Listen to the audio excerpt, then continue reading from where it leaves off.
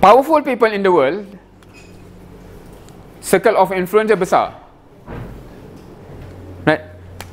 If circle influence dia cover the whole of concern, right? If cover macam tu, meaning tinggal is a matter of doing something.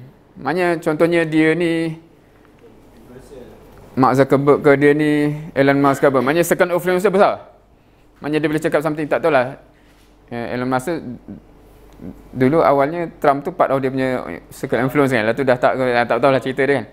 Tapi dia boleh do something to influence something, right? Contohnya kita ni circle influence kita mungkin kecil lah. Cumanya kalau you baca buku Seven Habits, proactive people will always increase dia punya circle of influence. Sebab tu isu networking ke apa semua tu, once you network apa semua tu, circle of influence tu besar. Sebab anything happen you boleh contact, brother boleh tak kan. So that's why I'm not sure how many of you, this is one of your super senior lah kot, Muaz Nawawi. He's from law.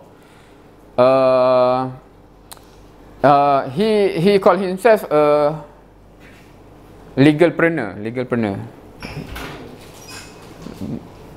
Kat sini tak ada law kan? Ada law.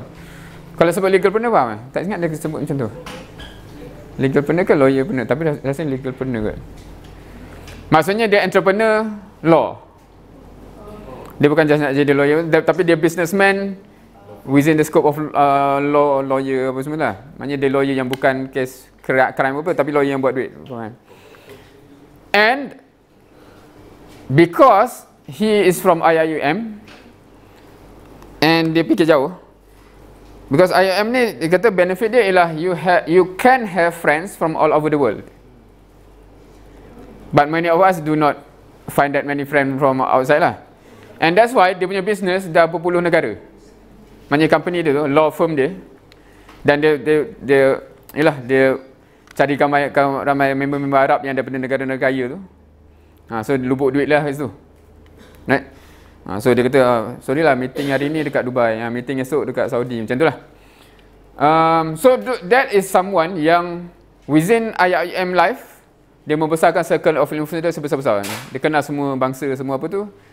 Dan bila dia dah ada business, memang besar lah banding orang yang konon-konon nak buat business tapi tak berkawan dengan orang kan. So dia akan beza kata. So proactive people will always increase dia punya size of influence. So dia akan always want to know new people, especially kalau nampak ini